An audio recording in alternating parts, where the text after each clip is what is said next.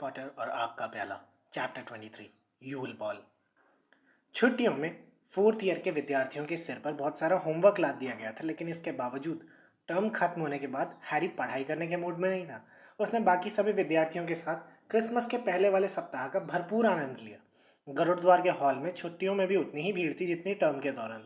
ये थोड़ा छोटा भी लगने लगा था क्योंकि विद्यार्थी अब यहाँ हमेशा से ज़्यादा उद्यम करने लगे थे।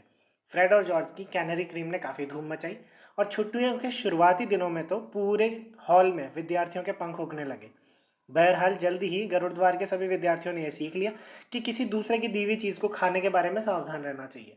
वो खाने पीने की हर चीज़ को शक की निगाह से देखते थे कि कहीं उनके बीच में कैनरी क्रीम ना हो। जॉर्ज ने हैरी को गोपनीय रूप से बताया कि वो और फ्रेड ऐसी ही एक और चीज़ का आविष्कार करने में जुटे हैं। तत्काल हैरी ने फैसला कर लिया कि भविष्य में फ्रेड और जॉर्ज से एक चिप्स तक नहीं लेगा। वो डडली और टनाटन टॉफी वाली घटना को अब तक नहीं भूला था। मैदान और महल पर अब मोटी बर्फ गिरने लगी थी। हैग्रिड के बर्फ से ढके जिंजर ब्रेड जैसे केबिन के पास खड़ी बॉबेडन्स की नीली घोड़ा गाड़ी अब बर्फ से जमे हुए किसी बड़े कद्दू जैसी दिख रही थी। उधर डमस्ट्रैंग के जहाज पर भी बर्फ जम चुकी थी और वो बिल्कुल सफ़ेद हो चुका था। किचन में घरेलू जन बड़ी मेहनत से तरह तरह के बेहतरीन गर्म सूप और जायकेदार पुडिंग्स बनाने में जुटे थे। खाने में सिर्फ फ्लर डेलाकॉर को ही शिकायत करने लायक कोई बात नजर आई। हॉगवर्ट्स का खाना तो कितना हैवी है, उन्होंने फ्लर की शिकायत भरी आवाज़ सुनी जब वो एक शाम को बड़े हॉल से बाहर निकले। रॉन हैरी के पीछे छिपकर चल रहा था और इस बात की पूरी कोशिश कर रहा था कि फ्लर उसे देख ना पाए। यही हाल रहा तो मैं अपनी ड्रेस कैसे पहनूंगी? ओह, कितने अफसोस की बात होगी ना, हरमाइनी ने ताना मारते हुए कहा जब फ्लर प्रवेश हॉल में बाहर चली गई। वो खुद के बारे में कितना ज़्यादा सोचती है ना? रॉन ने पूछा। हरमाइनी, तुम डांस में किसके साथ जा रही हो? वो उससे बार बार यही सवाल पूछता रहता था। उसे लगता था कि अगर वो हरमाइनी से ऐसे समय सवाल पूछेगा जब उसे उम्मीद ना हो सकता है कि वो बेध्यानी में जवाब दे दे। लेकिन हरमाइनी ने भौहें तान कर कहा, नहीं, मैं तुम्हें नहीं बताऊंगी, तुम मेरी हंसी उड़ाओगे। तुम मजाक कर रहे हो वीजली, मैल्फॉय ने उनके पीछे से कहा। तुम ये तो नहीं कह रहे ना कि किसी ने इसे अपने साथ डांस करने को बुलाया? इस लंबे दांतों वाली बदजात के साथ कौन डांस करना चाहेगा? हैरी और रॉन दोनों ही तेजी से पलटे, लेकिन हरमाइनी ने मैल्फॉय के कंधे के पीछे इशारा किया और बोली, हेलो प्रोफेसर मूडी।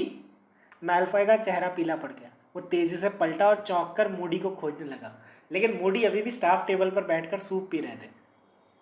ओह, तुम छोटे से नेवले हो, है ना मैल्फॉय? हरमाइनी ने तीखी आवाज में कहा और फिर वो हैरी और रॉन जोर जोर से हंसते हुए संगमरमर की सीढ़ियों पर चढ़ने लगे।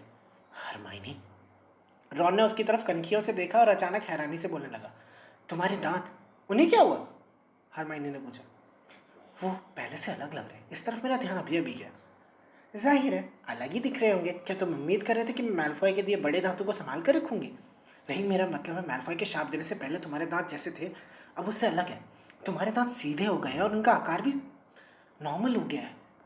हरमाइनी अचानक बहुत ही शरारती अंदाज में मुस्कुराई। हैरी का ध्यान भी इस ओर गया।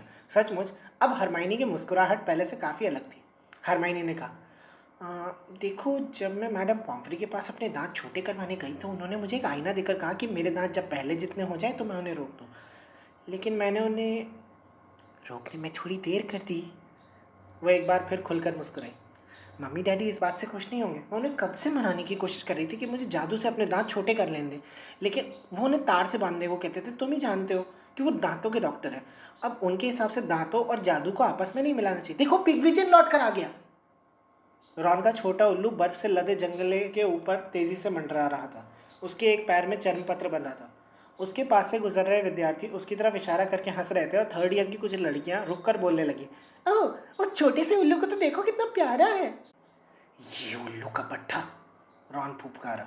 उसने तेजी से सीढ़ियों पर चढ़कर पिग्विजन को पकड़ लिया और उसे फटकारते हुए बोला, ए तुम सीधे चिट्ठी लेके उसके पास क्यों नहीं आते जिसके नाम की चिट्ठी आई हो? शान झाड़ते हुए यहाँ वहाँ उड़ते क्यों रहते हो तुम? पिग्विजन ने खुशी भरी आवाज़ निकाली। उसका सिर रॉन की मुट्ठी के ऊपर से झांक रहा था। थर्ड ईयर की लड़कियां सदमे में नजर आ रही थी। दफा हो जाओ तुम यहाँ से, रॉन ने लड़कियों से गुर्राकर कहा और उस मुट्ठी को लहराया जिसमें पिग्विजन था। पिग्विजन हवा में उड़ने लगा और चिल्लाने लगा, लो हैरी पढ़ो, रॉन ने धीरे से कहा जब थर्ड ईयर की लड़कियां बहुत परेशान दिखती हुई बाहर जाने लगी। उसने सीरियस की जवाबी चिट्ठी को पिग्विजन के पैर से निकाला। हैरी ने चिट्ठी अपनी जेब में रख ली और जल्दी से उसे पढ़ने के लिए गुरुद्वार हॉल की तरफ चल दिया। हॉल में बैठा हर विद्यार्थी इस समय छुट्टियों की मस्ती में इतना व्यस्त था कि किसी को यह देखने की फुर्सत ही नहीं थी कि बाकी लोग क्या कर रहे हैं। हैरी, रॉन और हरमाइनी बाकी सबसे दूर जाकर एक अंधेरी खिड़की के पास बैठ गए। इस खिड़की पर धीरे धीरे बर्फ गिर रही थी। हैरी ने धीरे से चिट्ठी पढ़कर उन दोनों को सुनाई।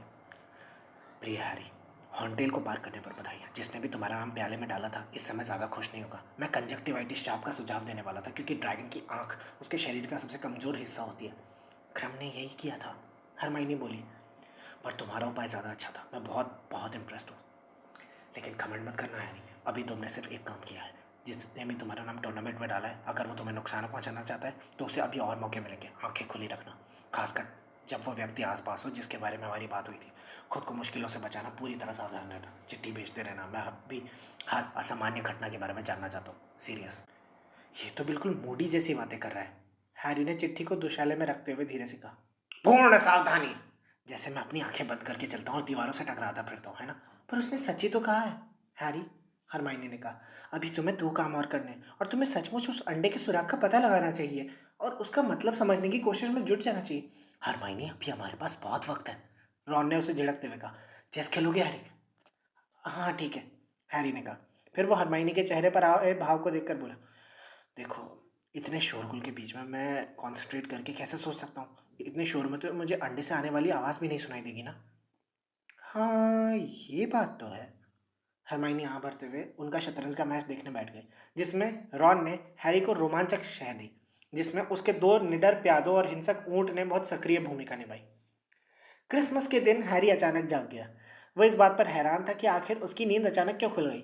उसने जैसे ही आंखें खोली तो देखा कि अंधेरे में दो बड़ी बड़ी हरी आंखें उसे घूर रही थी। वो आंखें जिसकी भी थी, उसकी नाक हैरी की नाक से बस टकराने ही वाली थी। डॉबी! हैरी चीखा और घरेलू जिन से ऐसे दूर हटा कि अपने पलंग से गिरते गिरते बचा। ऐसा मत किया करो, डॉबी को अफसोस है सर, डॉबी चिंता भरी आवाज में बोला और अपने मुंह पर अपनी लंबी उंगलियां रखते हुए पीछे की तरफ उछल पड़ा। डॉबी तो हैरी पॉटर को क्रिसमस की शुभकामनाएं देना चाहता था सर। हैरी पॉटर ने कहा था कि डॉबी मिलने आ सकता है सर। ठीक है, हैरी ने कहा। उसकी दिल की धड़कन अब सामान्य होने लगी थी, लेकिन उसकी सांस अभी भी तेज तेज थी। आगे से मुझे बस धीरे से हिला देना, ठीक है? इस तरफ मुझ पर झुकना मत। हैरी ने अपने पलंग के चारों तरफ लगे पर्दे खींचे और बिस्तर के पास वाली टेबल से चश्मा उठाकर लगा लिया। उसकी चीख सुनकर रॉन, सीमस, डीन और नेविल भी जाग गए थे। वो सभी पर्दे खोलकर झांकने लगे थे। उनकी आंखें नींद से बोझिल थी और उनके बाल बिखरे हुए थे। किसी ने तुम पे हमला किया हैरी? सीमस ने नींद भरी आवाज में पूछा। नहीं नहीं, बस डॉबी है, तुम लोग सो जाओ, हैरी बुदबुदाया। नहीं, तोहफे देखेंगे। सीमस ने अपने बिस्तर के पैताने पर रखे बड़े ढेर को देख लिया था। रॉन, डीन और नेविल ने भी फैसला किया कि चूंकि अब जाग ही गए हैं तो तोहफे खोलकर देखना ज़्यादा अच्छा रहेगा। हैरी डॉबी की तरफ मुड़ा, जो अब घबराया हुआ था और उसके पलंग के पास खड़ा था। वो अब भी इस बात को लेकर चिंतित था कि उसने हैरी को परेशान कर दिया। उसकी टी कोजी के ऊपर वाले फंदे में क्रिसमस का एक भड़कीला सजावटी सामान बंधा था। उसने घबराते हुए पूछा, क्या डॉबी हैरी पॉटर को तोहफा दे सकता है?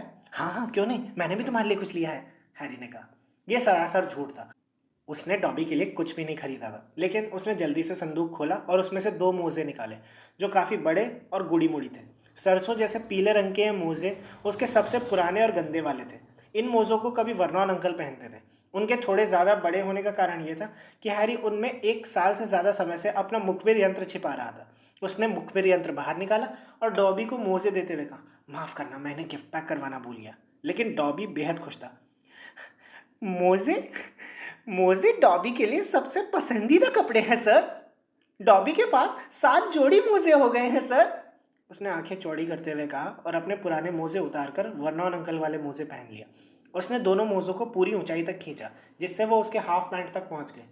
फिर उसने आंखें फाड़कर हैरानी से कहा, लेकिन सर, दुकान वाले से शायद कोई गलती हो गई होगी। हैरी पॉटर, उसने आपको एक जैसे 2 मोजे दे दिए। ओह हैरी, तुम्हें ये बात दिखी कैसे नहीं? रॉन अपने पलंग से मुस्कुराते हुए बोला, जिसके बिस्तर पर अब तोहफे लपेटने के कवर का ढेर लगा था। मैं तुम्हें एक बात बताऊं डॉबी, मुझसे ये 2 मोजे ले लो। अब तुम इन्हें और हैरी के दिए मोजों को बदलकर सही तरह से पहन सकते हो। और ये रहा वो स्वेटर जिसकी मैंने तुमसे बात की थी।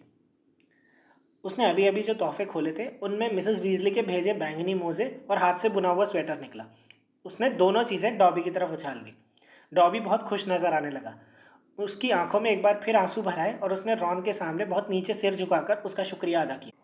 फिर वो कांपती हुई आवाज़ में बोला, सर आप बहुत दयालु हैं।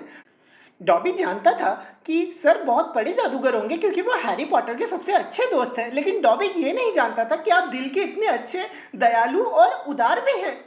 मुझे ही तो हैं, रॉन ने कहा, जिसके कान थोड़े गुलाबी हो गए थे। हालांकि उसे ये बात सुनकर खुशी हुई। वाह हैरी, उसने अभी अभी हैरी का दिया तोहफा खोला था, जो चडली कैनन हैट था। बहुत बढ़िया। उसने हैट सिर पर लगा लिया। हैट का रंग उसके बालों के रंग से मेल खाने लगा। डॉबी ने हैरी को एक छोटा पैकेट दिया, उसमें भी मोजे ही थे। डॉबी ने इन्हें खुद बनाया है सर, घरेलू जिन ने खुशी से कहा। डॉबी ने अपनी तनख्वाह के पैसों से ऊन खरीदा था सर। बायां मोजा चमकीला लाल था और उस पर झाड़ुओं की डिजाइन थी। दायां मोजा हरा और उस पर सुनहरी गेंद की डिजाइन थी। ये तो सचमुच अच्छे हैं। थैंक्स डॉबी, हैरी ने कहा और उन मोजों को पहन लिया। ये देखकर डॉबी की आंखों से एक बार फिर खुशी के आंसू बहने लगे। डॉबी को अब जाना होगा सर, हम लोगों को अभी किचन में क्रिसमस का खाना बनाना है, डॉबी ने कहा और जल्दी से कमरे से बाहर निकल गया। जाते जाते रॉन और बाकी सबको गुड बाय कहता हुआ गया। हैरी के बाकी तोहफे डॉबी के अजीब मोजों से ज़्यादा संतोषजनक थे, सिर्फ अंकल आंटी का तोहफे को छोड़कर। ये अब तक का सबसे छोटा तोहफा था। उन्होंने उसे एक टिश्यू पेपर भेजा था। हैरी को लगा कि वो भी टनाटन टॉफ़ी को भूले नहीं होंगे। हरमाइनी ने हैरी को एक किताब दी थी जिसका शीर्षक था ब्रिटेन और आयरलैंड की क्विडिच टीम्स। रॉन ने उसे गोबर बम का बड़ा पैकेट दिया था। सीरियस ने उसे एक पेन नाइफ दिया था जिसमें लगे यंत्रों से कोई भी ताला या गांठ खुल सकती थी। हैग्रिड ने उसे बहुत सारी चॉकलेट्स का बड़ा डिब्बा भेजा था जिसमें हैरी की सभी पसंदीदा मिठाइयाँ थी। बर्टी बॉट की हर स्वाद की टॉफ़ियाँ, चॉकलेट मेंढक, ड्रूबल्स की बेस्ट ब्लोइंग गम और फिजिंग विस्बीज। जाहिर है मिसेस वीजली ने हमेशा की तरह उसे तोहफे में एक नया स्वेटर भी भेजा था। ये हरा था और इस पर ड्रैगन की तस्वीर थी। हैरी को लगा कि चार्ली ने उन्हें हॉर्नटेल के बारे में सब बता दिया होगा। मिसेस वीजली ने अपने तोहफे में घर पर बनाई हुई बहुत सी मिन्स पाइस भी भेजी थी। हैरी और रॉन जाकर हरमाइनी से हॉल में मिले और एक साथ नाश्ता करने गए। उन्होंने सुबह का ज़्यादातर समय गरुड़द्वार के हॉल में बिताया, जहाँ सभी लोग अपने तोहफों को देख देख कर खुश हो रहे थे। फिर उन्होंने बड़े हॉल में जाकर शानदार लंच किया जिसमें कम से कम 100 टर्की और क्रिसमस पुडिंग्स होंगी। वहाँ पर जादूगरी पटाखों का बड़ा सा ढेर भी था। वो दोपहर को बाहर मैदान में घूमने गए। बर्फ में सिर्फ डॉर्मस्ट्रैंग और बॉबेटन्स के विद्यार्थियों के पैरों के निशान दिख रहे थे। ये निशान तब बने थे जब वो खाना खाने के बाद महल से अपने अपने रास्ते गए होंगे। हैरी और वीजली भाई बर्फ की गेंद से मारामारी करते रहे। हरमाइनी उन्हें देखती रही लेकिन वो इस खेल में शामिल नहीं हुई। शाम को 5 बजे उसने कहा कि अब वो ऊपर जा रही है क्योंकि उसे तैयार होना है। क्या तुम्हें तैयार होने के लिए 3 घंटे चाहिए? रॉन ने उसकी तरफ हैरानी से देखते हुए पूछा। उसका ध्यान खेल पर से हट गया था और उसे इसकी सज़ा तत्काल मिल गई। जॉर्ज का फेंका बर्फ का एक बड़ा गोला आकर उसके सिर से कसकर टकराया। उसने हरमाइनी के जाते जाते पूछा, अच्छा बता तो दो तुम जा किसके साथ रही हो? लेकिन हरमाइनी ने सिर्फ हाथ हिला दिया और पत्थर की सीढ़ियों पर चढ़कर महल में चली गई। आज शाम का चाय नाश्ता नहीं मिला क्योंकि डांस पार्टी में दावत भी शामिल थी। 7 बजे इतना अंधेरा हो गया कि सही तरह से निशाना लगाना मुश्किल हो गया। ये देखकर हैरी और वीजली भाइयों ने अपने बर्फ के गोलों का खेल खत्म किया और हॉल में लौट गए। मोटी औरत अपनी फ्रेम में नीचे की मंजिल की सहेली वायलेट के साथ बैठी थी। वो दोनों बहुत मदहोश लग रही थी। उनकी तस्वीर के नीचे वाले हिस्से में चॉकलेट वाइन के खाली पैकेट्स का बड़ा ढेर था। जब उन्होंने फेरी लाइट पासवर्ड बोला तो मुस्कुराकर बोली, फाड़ी क्या लाइट? हाँ पासवर्ड तो यही था, लो जाओ। हैरी, रॉन, सीमस, डीन और नेविल ने कमरे में जाकर अपने ड्रेस दुशाले पहने। सभी अपने हुलिये को लेकर शंका में थे लेकिन सबसे ज़्यादा चिंतित था रॉन, जिसने कोने में लगे लंबे आईने में खुद को दहशत भरे भाव से देखा।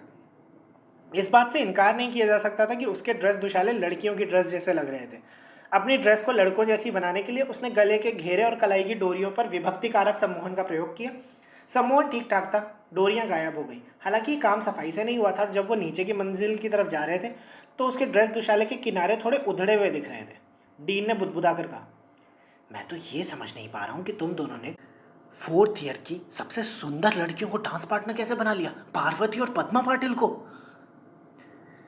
क्या पता, शारीरिक आकर्षण, रॉन ने उदासी से बोलते हुए अपनी ड्रेस की कलाई पर बची इक्का दुक्का डोरियों को खींचा। हॉल का माहौल काफ़ी अलग लग रहा था। आमतौर पर यहाँ काले दुशालों की भीड़ दिखती थी लेकिन अब हॉल अलग अलग रंगों के कपड़े पहने लोगों से भरा था। पार्वती सीढ़ियों के नीचे हैरी का इंतजार कर रही थी। आज वो सचमुच बहुत सुंदर लग रही थी।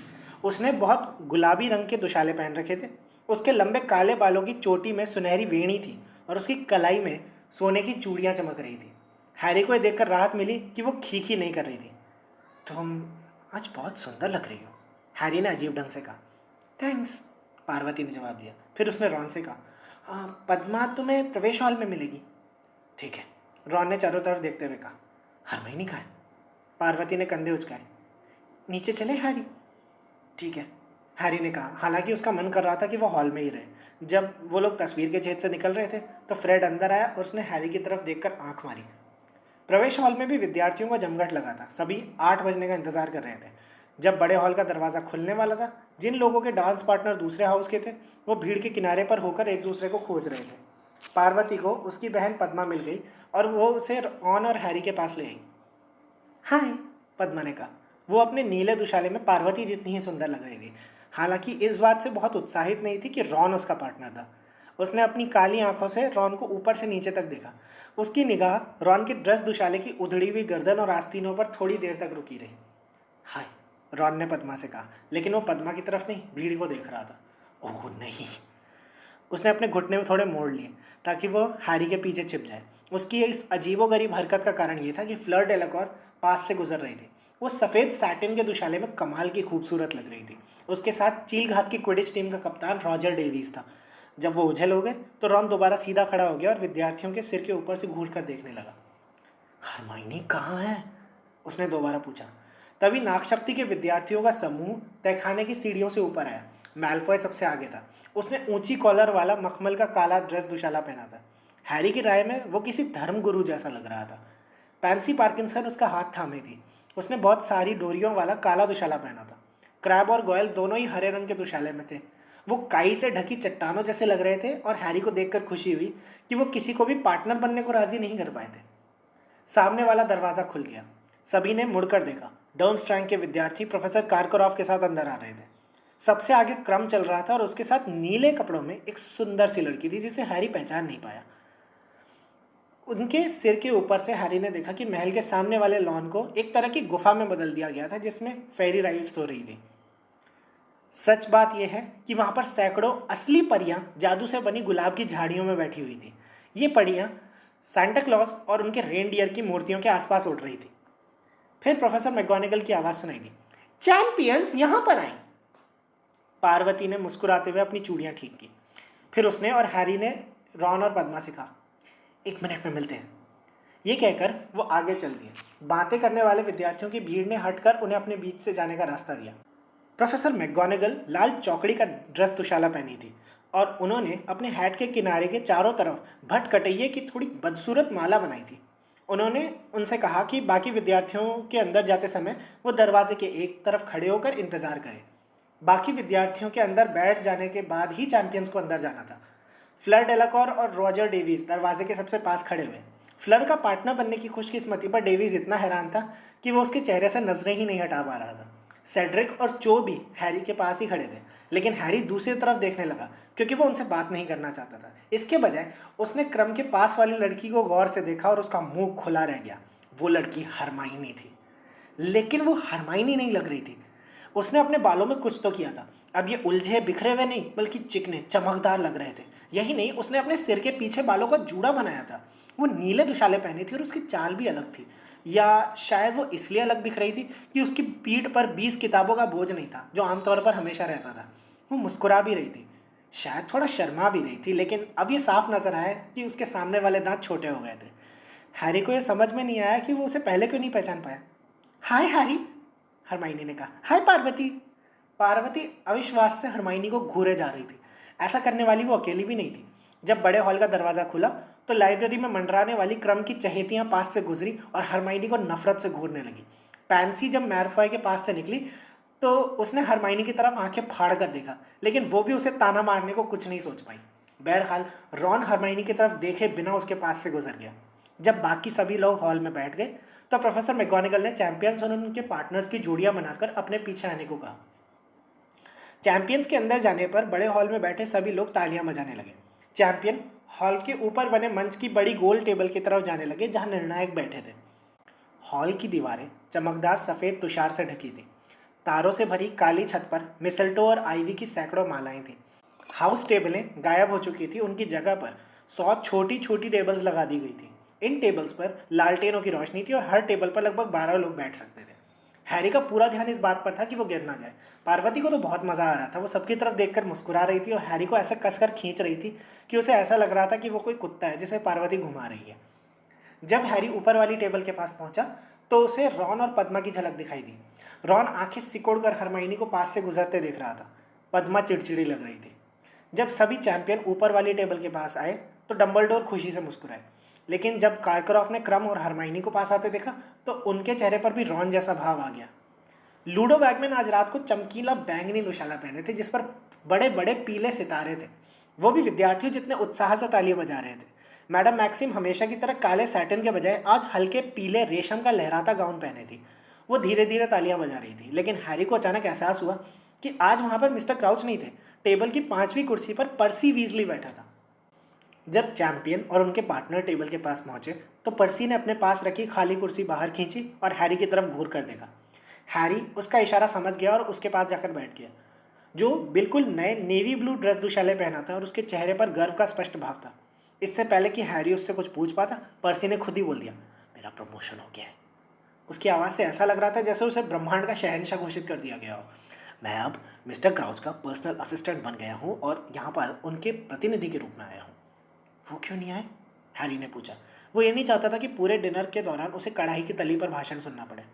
मिस्टर क्राउच की तबीयत ठीक नहीं है, बिल्कुल भी ठीक नहीं है। वर्ल्ड कप के बाद से उनकी हालत ख़राब है, इसमें हैरानी की कोई बात नहीं है। उनकी उम्र भी ढल रही है, अब वो पहले जैसे युवा थोड़ी ना रहे हैं। हालांकि उनकी बुद्धि अभी भी इतनी तेज़ है और उनका दिमाग उतना ही पैना है, लेकिन क्विडिच वर्ल्ड कप पूरे मंत्रालय के लिए बहुत बुरा हादसा था। इसके अलावा मिस्टर क्राउच को अपनी घरेलू जिनकी हरकत से जो भारी सदमा लगा था उसका नाम ब्लिंक किया जाए, जो भी हो, जाहिर है उन्होंने इसके बाद उसे खुद अपने घर से निकाल दिया। देखो, जैसा मैंने कहा, उनकी उम्र ढल रही है, लेकिन अब उन्हें अपनी देखभाल करने के लिए किसी की तो ज़रूरत है और मुझे लगता है घरेलू जिन के जाने के बाद घरेलू काम में काफ़ी कमी हुई।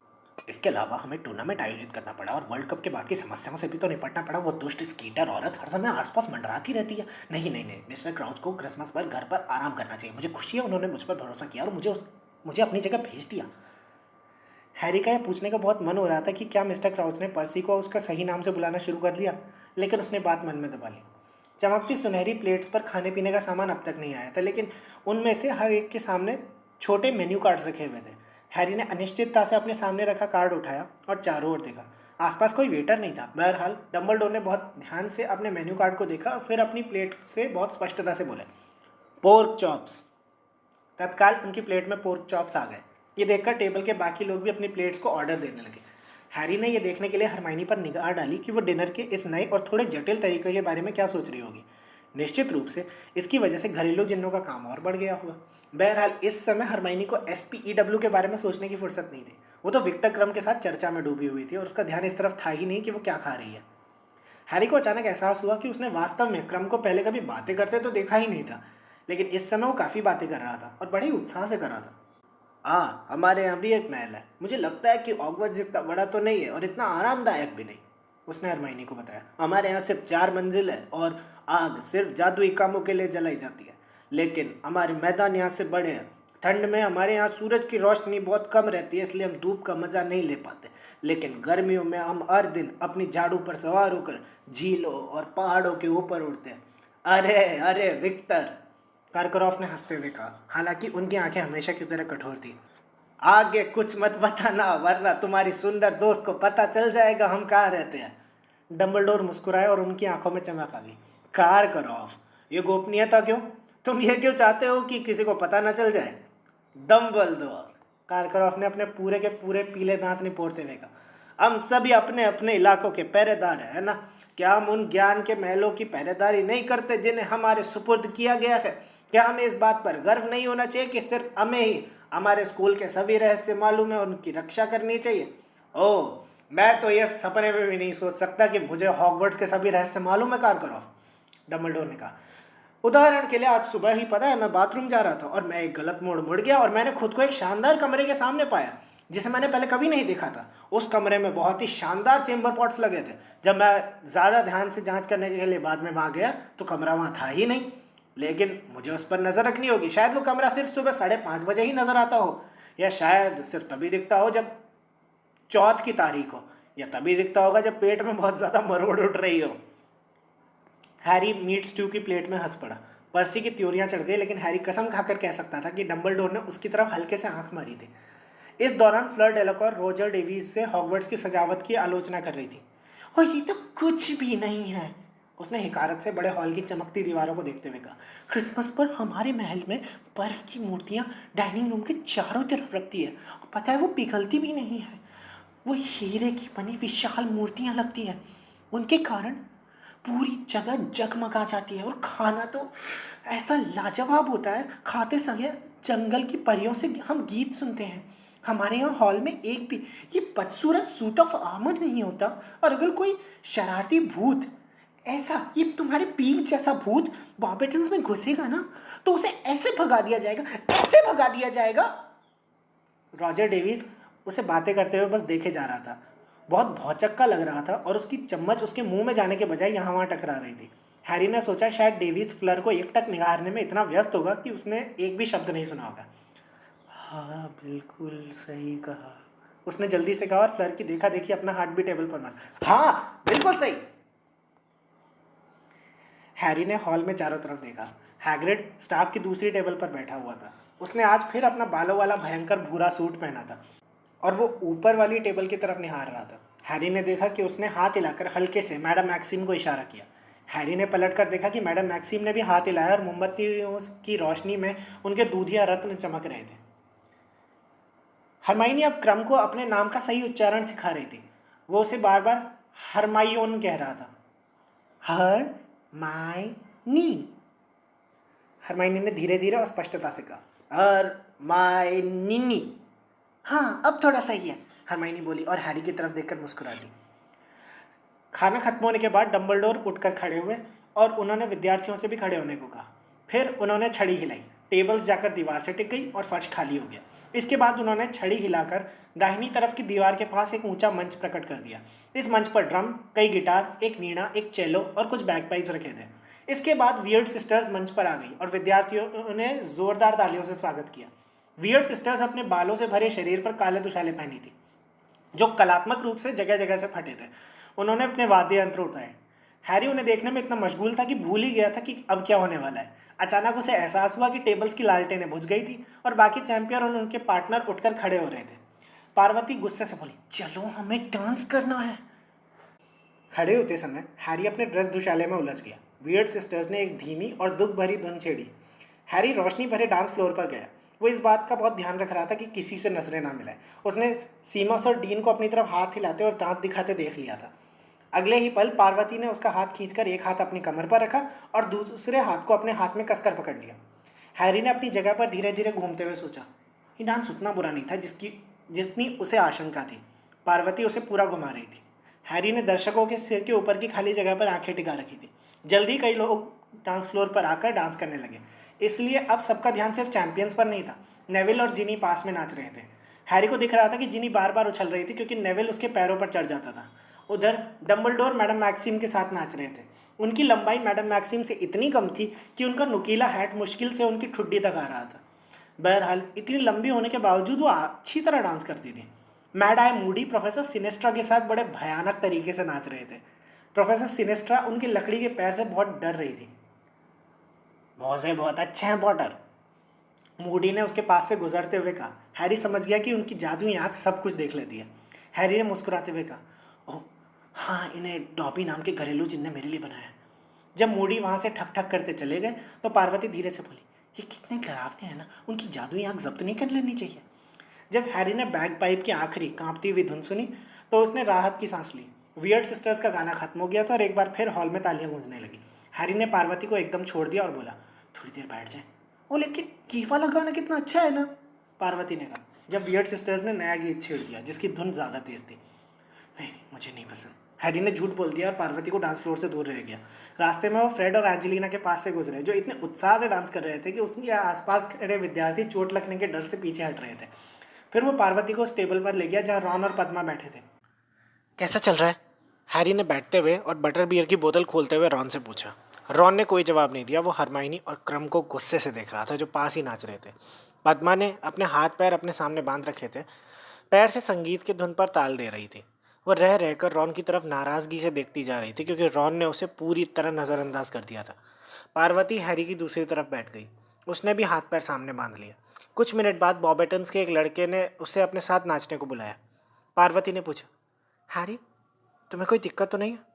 क्या? हैरी ने कहा, जो उस समय चो और सेड्रिक को देख रहा था। कोई नहीं, पार्वती ने गुस्से से कहा और बॉबेटन्स के लड़के के साथ चली गई। गाना खत्म होने के बाद भी वो वापस नहीं लौटी। हरमाइनी आई और आकर पार्वती की खाली हुई कुर्सी पर बैठ गई। नाचने के कारण उसका चेहरा थोड़ा गुलाबी हो गया था। हाय, हैरी ने कहा। रॉन कुछ नहीं बोला। काफी गर्मी है ना? हरमाइनी ने अपने हाथ से चेहरे पर हवा करते हुए कहा। विक्टर ड्रिंक्स लेने गया है। रॉन ने उसे गुस्से से घूर कर देखा। विक्टर? वो बोला। क्या उसने तुमसे ये नहीं कहा कि तुम उसे विक्की कह के बुलाया करो? हरमाइनी उसे घूरने लगी। उसने पूछा, तुम्हें क्या हो गया? रॉन ने जहर बुझी आवाज में कहा, अगर तुम खुद नहीं समझ सकती तो मैं बताने वाला नहीं हूं। हरमाइनी ने उसे घूर कर देखा। फिर उसने हैरी की तरफ देखा, जिसने कंधे उचका दिए। रॉन, आखिर बात क्या है? रॉन ने थूक उड़ाते हुए कहा, वो डर्मस्ट्रांग का है। वो हैरी के खिलाफ मुकाबले में खड़ा है, हॉगवर्ट्स के खिलाफ है। और तुम रॉन स्पष्ट रूप से ऐसे शब्दों की तलाश कर रहा था जो इतने दमदार हो कि हरमाइनी के अपराध का सटीक वर्णन कर सके। तुम दुश्मन के साथ मेल जोल बढ़ा रही हो, तुम यही कर रही हो हरमाइनी।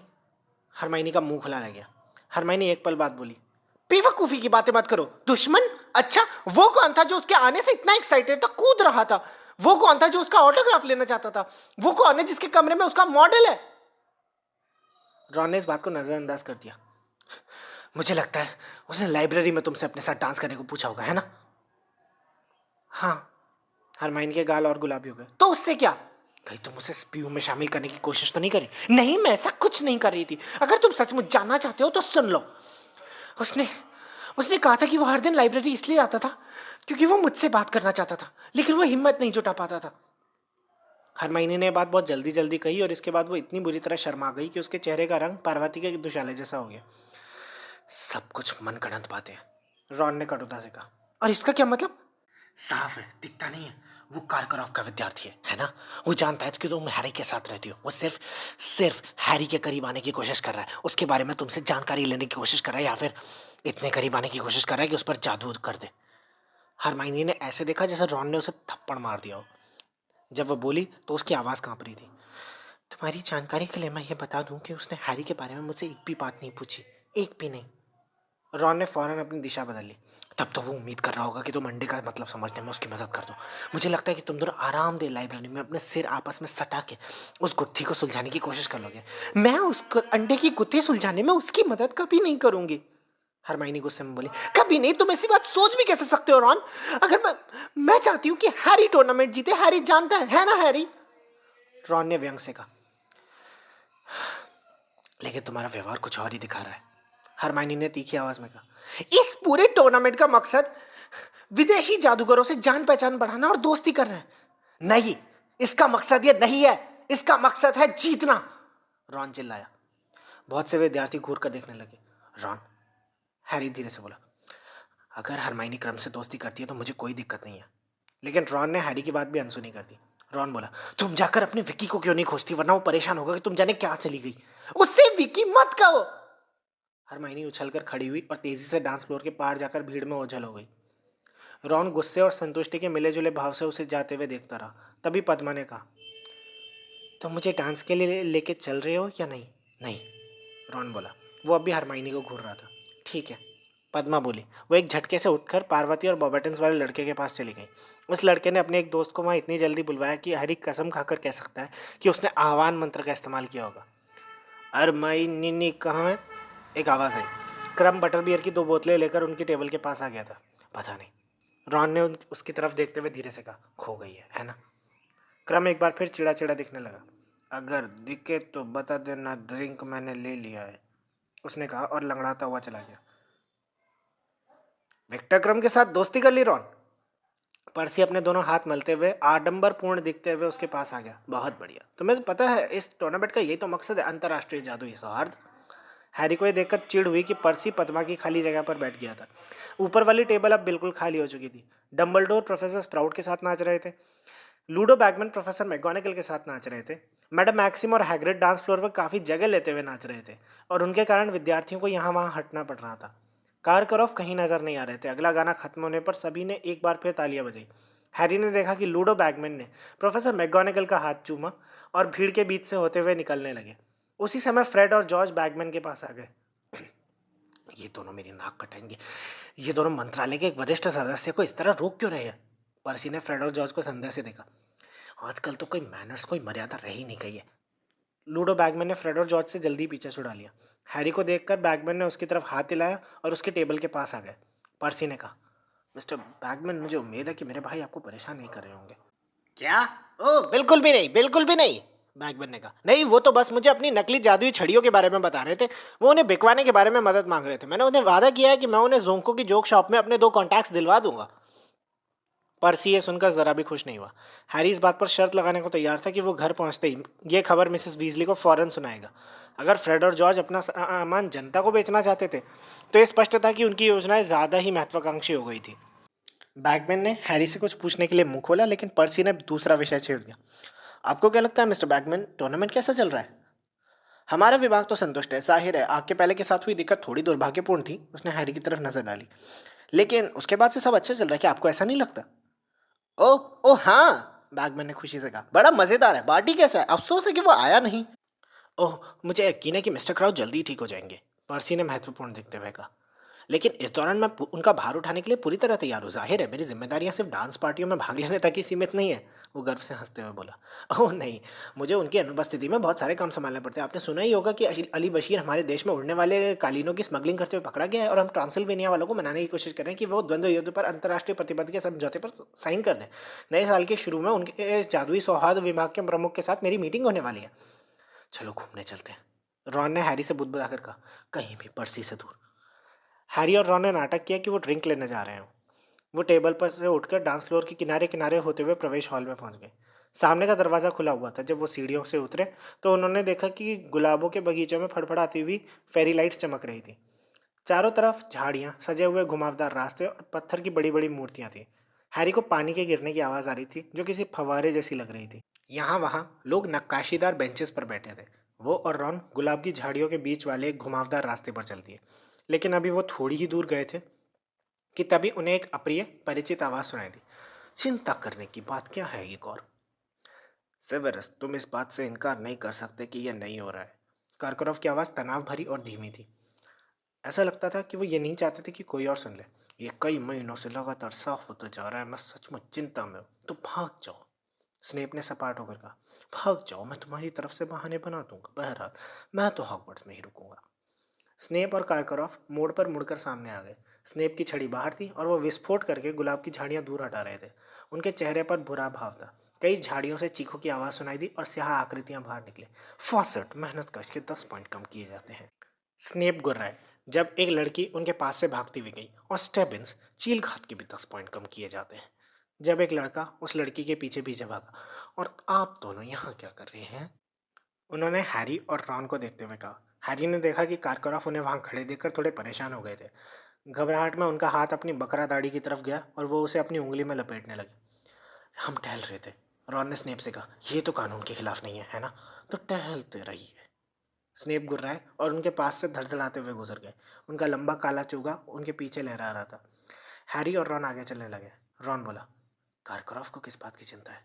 हैरी ने धीरे से कहा, इनकी इनकी स्नेप के साथ इतनी पक्की दोस्ती कब हो गई कि वो एक दूसरे को नाम से बुलाते हैं? वह पत्थर के एक बड़े रेंडियर के पास पहुंच गए, जिनके ऊपर से उन्हें ऊंचे फंवारे की चमकती फुहारें दिख रही थी। एक पत्थर की बेंच पर 2 विशालकाय आकृतियां थी जो चांदनी रात में पानी के पास बैठे थे। और फिर हैरी को हैग्रिड की आवाज़ सुनाई दी। जिस पल हमने तुम्हें देखा था ना, हम समझ गए थे, हैग्रिड ने थोड़ी अजीब सी भारी आवाज़ में कहा। हैरी और रॉन वहीं जम गए। ये तो वो दृश्य नहीं था जिसके बीच में उन्हें पहुंचना चाहिए। हैरी ने चारों ओर देखा। उसने देखा कि पास ही गुलाब की एक झाड़ी में फ्लर डेलाकॉर और रॉजर डेविस आधे छिपे खड़े थे। हैरी ने रॉन का कंधा थपथपाया और सिर हिलाकर उसकी तरफ इशारा किया, जिसका मतलब ये था कि आसानी से उस रास्ते से भागा जा सकता है और किसी को पता नहीं चलेगा, क्योंकि फ्लर और डेविस काफ़ी व्यस्त दिख रहे थे। लेकिन रॉन तो फ्लर को देखते ही दहशत में आ गया। उसने सिर तेजी से हिलाया और हैरी को रेनडियर की छाया में और अंदर खींच लिया। क्या समझ गए थे हैग्रिड? मैडम मैक्सिम ने कहा। उनकी धीमी आवाज़ में एक स्पष्ट गुरगुराहट थी। हैरी निश्चित रूप से ये बातचीत नहीं सुनना चाहता था। वो जानता था कि हैग्रिड नहीं चाहेगा कि ऐसी स्थिति में दूसरे लोग उसकी बातें सुने। निश्चित रूप से, अगर उसके साथ ऐसी स्थिति होती, तो वो तो नहीं चाहता। अगर संभव होता, तो आवाज़ों को दबाने के लिए वो अपने कानों में उँगलियाँ ठूँस लेता और ज़ोर-ज़ोर से गाने लगता, लेकिन इस समय वो ये भी नहीं कर सकता था। इसके बजाय उसने अपना ध्यान एक बीटल पर केंद्रित करने की कोशिश की, जो पत्थर के रेनडियर की पीठ पर रेंग रही थी। लेकिन बीटल इतनी दिलचस्प नहीं थी कि हैग्रिड के अगले शब्द ना सुन पाए। हम हम समझ गए कि तुम भी हमारे जैसी हो। तुम्हारी मम्मी थी या डैडी? मैं तुम्हारी बात का मतलब नहीं समझी हैग्रिड। हमारी मम्मी थी, हैग्रिड ने धीरे से कहा। ब्रिटेन की शायद सबसे आखिरी पीढ़ी की। जाहिर है वो हमें ठीक से याद नहीं। जब हम 3 साल के थे तो वो घर छोड़कर चले गए। उनमें ममता की ज़्यादा गहरी भावना नहीं थी। हमें लगता है इनकी फितरत में ही ऐसा नहीं होता होगा, है ना? क्या पता उसके बाद उनके साथ क्या हुआ। हो सकता है वो मर गई हो। मैडम मैक्सिन कुछ नहीं बोली और हैरी ने ना चाहते हुए भी अपनी आंखें बीटल पर से हटा ली और रेनडियर के सींगों के ऊपर से देखते हुए उनकी बातें सुनने लगा। हैरी ने पहले कभी हैग्रिड को अपने बचपन की बातें करने नहीं सुना था। जब वो चली गई तो हमारे डैडी का दिल टूट गया था। हमारे डैडी छोटे से थे। 6 साल का होने के बाद जब हम उनसे गुस्सा हो जाते तो उन्हें उठाकर अलमारी पर बिठा देते थे। इससे वो हंसने लगते। हैग्रिड की बाहरी आवाज़ टूट गई। मैडम मैक्सिम दूध या फव्वारे को देख रही थी और हैग्रिड की बातें सुन रही थी।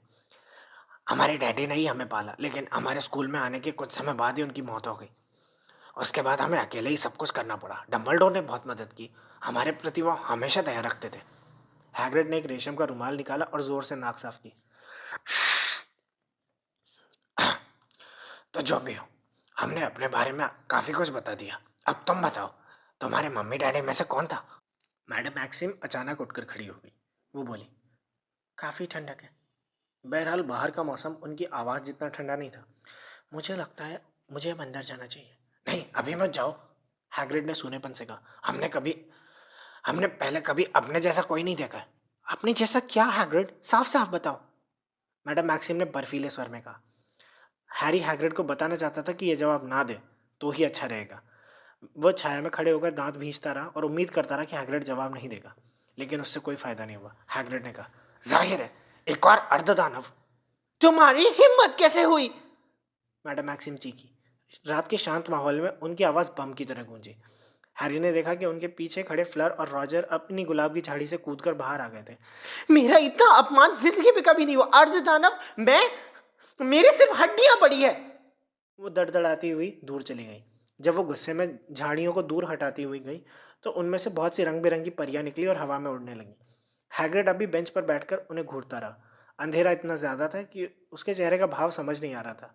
फिर 1 मिनट बाद वो उठा और चला गया, लेकिन महल नहीं, बल्कि अपने केबिन की दिशा में। चलो, हैरी ने रॉन से धीरे से कहा। हमें भी चलना चाहिए, लेकिन रॉन हिला नहीं। क्या हुआ? हैरी ने उसकी तरफ देखते हुए पूछा। रॉन ने मुड़कर हैरी को देखा और उसके चेहरे का भाव गंभीर था।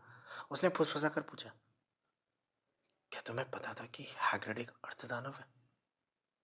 नहीं, हैरी ने कंधे उचकाते हुए कहा। लेकिन क्या फर्क पड़ता है? रॉन ने बड़े अजीब अंदाज में कहा। हैरी समझ गया कि एक बार फिर वो जादूगरी की दुनिया के बारे में अपना अज्ञान प्रकट कर रहा था। डर्सली जैसे मगलू परिवार में बड़ा होने के कारण हैरी बहुत सी चीज़ों का ज्ञान नहीं रखता था जो जादूगरों को सहज में पता होती है। लेकिन जैसे जैसे वह स्कूल में ऊपर की क्लासेस में पहुंच रहा था, यह अज्ञान कम होता जा रहा था। बहरहाल अब वो जान गया कि अगर किसी जादूगर को यह पता चल जाए कि उनका कोई दोस्त एक दानवी का बेटा है, तो ज़्यादातर जादूगर ये नहीं कहते कि उससे क्या फ़र्क पड़ता है। अंदर चलकर बताता हूँ, रॉन ने धीरे से कहा। चलो। फ्लर और रॉजर गायब हो चुके थे। शायद वो ज़्यादा एकांत वाली झाड़ियों की तलाश में चले गए हों। हैरी और रॉन बड़े हॉल में लौट आए। पार्वती और पद्मा अब दूर वाली टेबल पर बॉबेडेंस के लड़कों से घिरी बैठी थी और हरमाइनी एक बार फिर क्रम के साथ डांस कर रही थी। हैरी और रॉन एक टेबल पर बैठ गए जो डांस फ्लोर से काफ़ी दूर थी। तो हैरी ने रॉन से पूछा, दानवों के साथ क्या समस्या है? देखो वो रॉन को दबदार शब्द नहीं मिल रहे थे। अच्छे नहीं होते हैं, उसने कमजोरी से वाक्य पूरा करते हुए कहा। किसे परवाह है? हैरी ने कहा। हैग्रिड तो ठीक है, उसके साथ कोई गड़बड़ नहीं। मैं जानता हूँ उसके साथ कोई गड़बड़ नहीं, लेकिन कोई हैरानी नहीं है कि उसने ये बात सबसे छिपा कर रखी थी। रॉन ने अपना सिर हिलाते हुए कहा। मैं हमेशा सोचता था बचपन में किसी ने उस पर फूलन मंत्र का इस्तेमाल किया होगा। मैंने इस बात का जिक्र इसलिए नहीं किया ताकि वो कहीं चिढ़ ना जाए। हैरी ने पूछा, लेकिन अगर उसकी माँ दानवी थी तो इससे क्या फर्क पड़ता है? देखो, हमारी तरह जो उसे जानता है उसे फर्क नहीं पड़ेगा, क्योंकि उसे मालूम होगा कि हैग्रिड खतरनाक नहीं है। रॉन ने धीरे से कहा। लेकिन हैरी, दानव दुष्ट होते हैं। जैसा हैग्रिड ने कहा, दुष्टता उनकी फितरत होती है। वो दैत्यों की तरह होते हैं। किसी की जान लेना उनके लिए खेल होता है। सभी लोग ये बात जानते हैं। वैसे भी अब ब्रिटेन में दानव नहीं बचे हैं। उन्हें क्या हुआ? उनकी प्रजाति पहले ही खत्म हो रही थी और फिर ऑरस ने बहुत सारे दानवों को मार डाला। हालांकि इस देश के बाहर दानव अभी भी रहते हैं। ज्यादातर लोग पहाड़ में छिप कर रहते हैं। मैं नहीं जानता कि मैडम मैक्सिम किसे धोखा देना चाहती थी। हैरी ने मैडम मैक्सिम को निर्णायकों की टेबल पर अकेला बैठा देखकर कहा, जो बहुत गंभीर दिख रही थी। अगर हैग्रिड अर्धदानव है तो वो निश्चित रूप से होंगी बड़ी हड्डियां। इनसे ज़्यादा बड़ी हड्डियां सिर्फ डायनासोर की हो सकती है। हैरी और रॉन बाकी डांस पार्टी में कोने में बैठकर दानवों के बारे में बातचीत करते रहे। उन दोनों की ही डांस करने की कोई इच्छा नहीं थी। हैरी ने कोशिश की कि वो जो और सेड्रिक की तरफ ना देखे। इससे उसके मन में किसी को लात मारने की इच्छा होने लगती थी। जब वियर्ड सिस्टर्स ने आधी रात को गाना बंद कर दिया तो सभी ने आखिरी बार जोरदार तालियां बजाई और प्रवेश हॉल की तरफ जाने लगे। कई लोग तो ये इच्छा प्रकट कर रहे थे कि डांस पार्टी और लंबी चलती तो ज़्यादा अच्छा होता। लेकिन हैरी बिस्तर पर जाने में खुश था। जहाँ तक उसका सवाल था, शाम बहुत मज़ेदार नहीं थी। बाहर प्रवेश हॉल में आकर हैरी और रॉन ने देखा कि क्रम डर्मस्ट्रैंग के जहाज़ की तरफ लौटने वाला था और हरमाइनी उससे गुड नाइट कह रही थी। हरमाइनी ने रॉन को बहुत ठंडेपन से देखा और बिना कुछ बोले संगमरमर की सीढ़ियाँ चढ़ने लगी। हैरी और रॉन पीछे पीछे जाने लगे, लेकिन अभी वो आधी ही सीढ़ियाँ चढ़ पाए थे कि तभी हैरी ने सुना कि कोई आवाज़ लगा रहा है। हाय हैरी, ये सेड्रिक था। हैरी ने देख लिया कि नीचे प्रवेश हॉल में जो सेड्रिक का इंतजार कर रही है। जब सेड्रिक सीढ़ियों पर भागता हुआ उसकी तरफ आया तो हैरी ने ठंडेपन से कहा, सेड्रिक के चेहरे से ऐसा लग रहा था कि वो रॉन के सामने बात नहीं करना चाहता। इसलिए रॉन ने कंधे उचकाए और चिढ़ता हुआ सीढ़ियाँ चढ़ने लगा।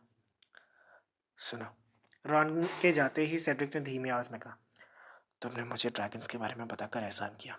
मैं बदला चुकाना चाहता हूँ। तुम्हारा सुनहरा अंडा जब खुलता है तो क्या उसमें से चीखने की आवाज़ें आती है? हैरी ने कहा, "हम्म, तो फिर नहाने जाओ, ठीक है?" क्या? नहाने जाओ और अपने अंडे को भी साथ ले जाना और गर्म पानी में बैठकर सोचना। इससे तुम्हें समझ आ जाएगा। मुझ पर भरोसा करो। हैरी ने उसे घूर कर देखा। सेड्रिक ने कहा, मेरी मानो तो 5वीं मंजिल पर बने प्रीफेक्ट्स के बाथरूम में जाना। बौखलाए बोरिस की मूर्ति जानते हो? उसकी बाईं तरफ का चौथा दरवाज़ा। पासवर्ड है पाइन फ्रेश। चलता हूँ, जो को गुड नाइट कहना है। वो एक बार फिर हैरी की तरफ देखकर मुस्कुराया और जल्दी से सीढ़ियाँ उतरकर चो के पास जाने लगा।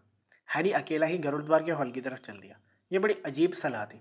नहाने से चीखते अंडे की बात कैसे समझ आएगी? क्या सेड्रिक उसकी टांग खींच रहा था?